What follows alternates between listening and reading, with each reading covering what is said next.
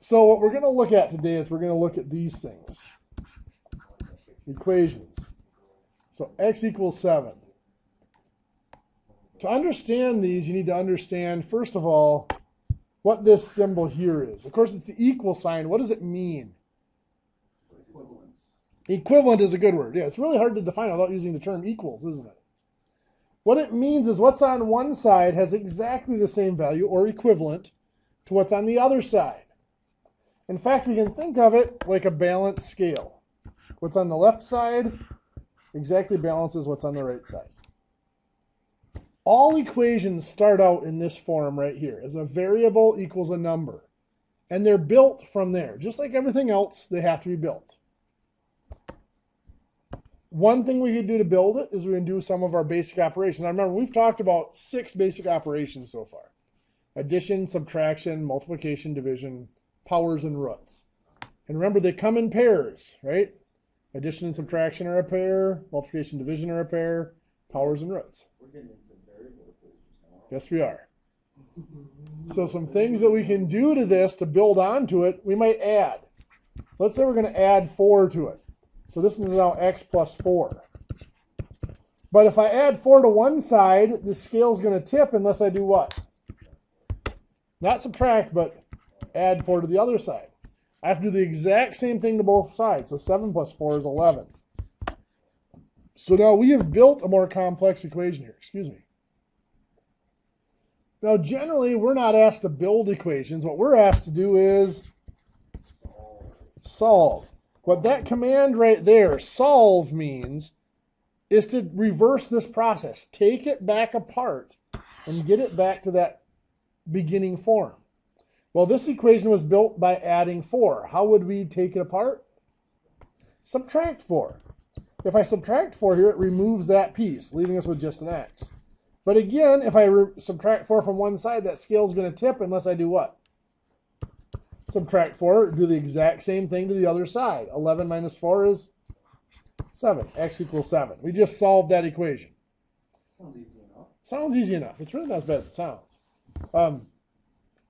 We built this equation, though, so we knew exactly how to take it apart. We knew exactly how to solve it. The real trick to solving equations is looking at them and figuring out how they were built. For example, we might have y minus 7 equals 2. Now to figure out, or 2 equals y minus 7, however you want to look at it. The key to figuring out how they're built is first you find the equal sign. It's right there. We identify which side the variable is on. That's over here. And now on that side, we ask ourselves, what is keeping the variable from being alone, from by itself? And right now that's the 7. What operation was used to attach the 7? The 7 was subtracted. So this equation was built by subtracting 7. To take it apart, we're going to do what? Not subtract. We're going to do the opposite. We've got to add 7. The opposite of subtracting 7 is adding 7, so it's gone. That leaves us with y there. We've removed the minus 7. Now again, because of that balanced scale idea, whatever we do to one side, we have to do exactly the same thing to the other side.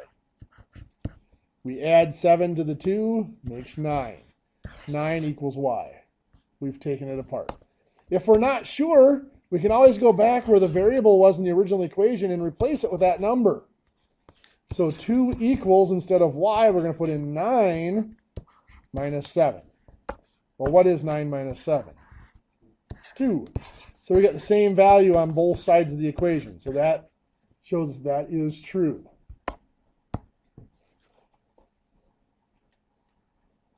We might have 5z equals 40. 5z equals 40. Now again, looking at that, we find the equal sign. There it is. The variable's over here on the left.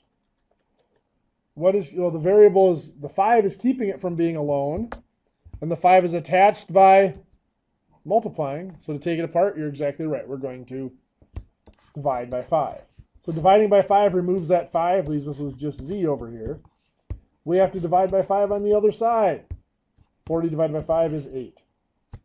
Now, one of the things we've got to worry about, when we add or subtract to an equation, we only have to add or subtract to one piece on each side.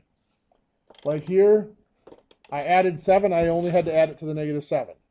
I added 7 to the other side, I just added it to the 2. When I multiply or divide, I have to multiply or divide every digit. Now in this equation, there was only one digit on each side. There's 5z over here and 40 over here. Those are each a single digit. So I just divided them. So when we multiply or divide, it's easiest if we don't do it until there's only one digit on each side, like this. Otherwise, we have to do each piece. Like if I had, 4x minus 12, and I needed to divide by 2. Now this isn't an equation, it's just an expression, but if I had to divide by 2, I have to divide each digit. So it's the 4x divided by 2 is 2x. Negative 12 divided by 2 is negative 6. So that's a little bit more complex. In order to avoid that, we try not to multiply or divide until we've got it down to a single digit on each side. So far, the equations we've looked at have only had one piece built onto them. So the next step is let's look at equations like this. 3x plus 5 equals 32. Now again, we find the equal sign right there. We identify which side has the variable on it. That's over here. But now there are two things that are keeping x from being alone. We have the 3 and the 5. What operation is used to attach the 3? It's multiplied. The 5 has been added. So if we look at this, we have to figure out what was done to our variable, what was done to x to build this. Now, according to order of operations, which happens first, multiplication or addition? Multiplication happens first, right? Oh, that's right. Yeah. Multiplication. So the first thing that was done is this was multiplied by 3, and then the 5 was added to it. Now, if you think about this, you guys are in automotive, so if you put something, say you finish putting an engine together, and you've just put on that last piece. If you have to take it apart, what's going to be the first piece you have to take off? The last piece you put on. Exactly the same way for solving an equation. To take it apart, you're going to first have to take off the last piece that was put on. So the last piece that was put on was adding 5. We take it off by subtracting 5. That makes that go away. We subtract 5 over here as well. So we've got 3x is all that's left over here. 32 minus 5 is 27. Now we can take off the multiplying by 3, and we're going to do that by dividing by 3. So x equals 9. Once again, we can double check. We can replace x with a 9. You always come up with these perfect formulas that just come out perfectly, or do you just need to memorize them for? They're easy to do on the fly. So I've got 3 times 9, of course, is 27. Plus 5 is 32. So we get the same value on each side of that equation. So that works out.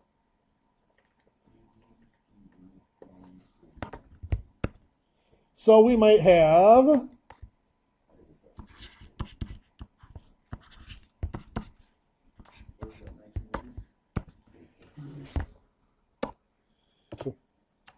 okay, so 11 equals 2x minus 3.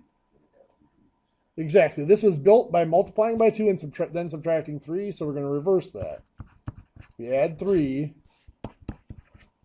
so this 14 equals 2x, and then divide by 2. 7 equals x. It was 11 equals 3 minus 2x. Ooh, good question. What if it were like 19 equals 7 minus 4x, like that? What's been done to my variable? Well, x has been multiplied by negative 4. And has the 7 been added or subtracted? It's a positive 7. It's been added. It doesn't look like it, but if we switch the order, that would be negative 4x plus 7. So it really has been added. So your first step is going to be to subtract 7 because it's a positive. So 12 equals, all that's left over here is the negative 4x. And that's the key, is seeing that it's not minus 4x, but a negative 4 times x. Don't you always want to keep number in there? Get rid of the say you want to get rid of 7 always before you want to get rid of that. Yeah, the closer it is to the x, the later you're going to get rid of it, usually, yes. So you're going to divide by -4 now. Yeah, so you got -3 equals x.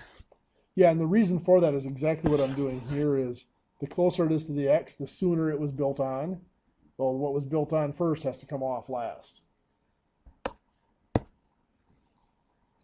If this were like a middle school thing, we'd actually take like blocks or whatever. We'd actually build equations out of blocks and then start taking them apart backwards. But, you know, we don't have time to do that before recess. So. Oh man, I was hoping to squeeze in some playtime before math time.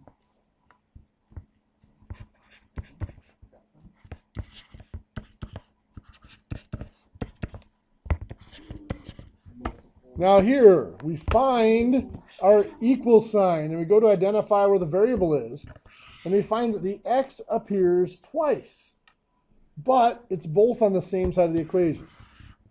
So if I'm thinking of this balanced scale still, can I push those two, the 5x and the 3x, can I push them together into one big pile? Make 8x. Would that change the way the scale balances at all? No, it does not, because they're on the same side. I can push them together. I can combine them. I can combine or simplify what's on one side of the equal sign. Now, yes, we're going to add 2. 8x equals 24. And then divide by 8. So x equals 3. And once again, we can come back here and we can replace x with 3. So 5x becomes 5 times 3 minus 2 plus 3x becomes 3 times 3. We need to see if that's going to equal 22.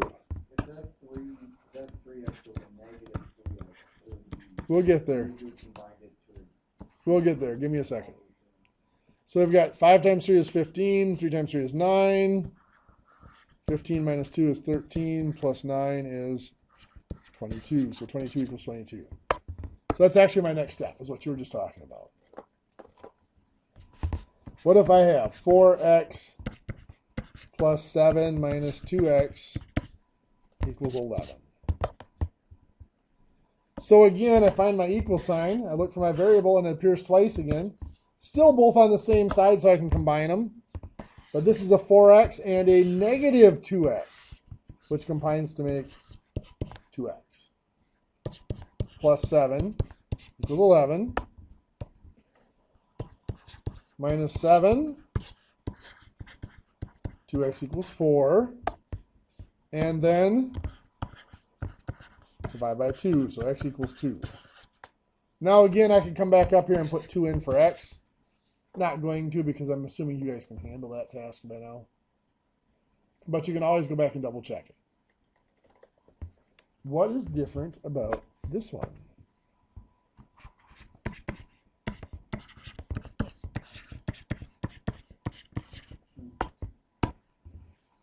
Well, I find my equal sign, and I go to identify where the variable is, and ruh-roh, the variable appears on each side. Well, before we can start to solve, before we can start to take it apart, we always have to get it down to the variable appearing only once. Before, up here the variable is on the same side, so we just combine them. But when they're on opposite sides like that, we cannot combine them, because if I did, it would change the balance. So what I have to do is just remove one of them. Get rid of one. Usually the smaller one. So 2x is the smaller one. Mathematically, to get rid of it, I just subtract 2x. So it's gone. I'm left with 12 over there. But if I take 2x off of one side, I have to take 2x off the other side. Now, it's like we mentioned before, when you add or subtract, you only have to do it to one piece, one digit on each side. Well, I can't take 2x away from -3. I can take it away from 5x. 5x minus 2x is 3x. I can't forget that I still have the -3 there, the -3 there. Now what do I do to solve? I add 3.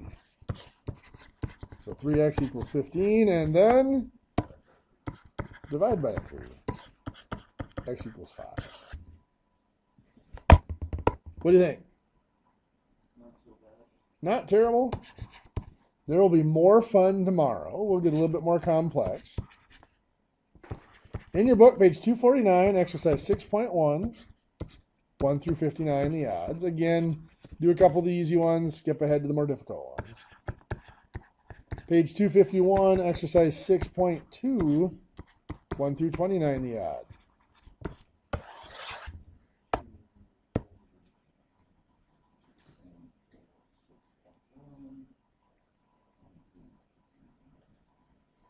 So are these easier than you remembered them? I've never had problems with numbers. With the variables? Yeah. Okay.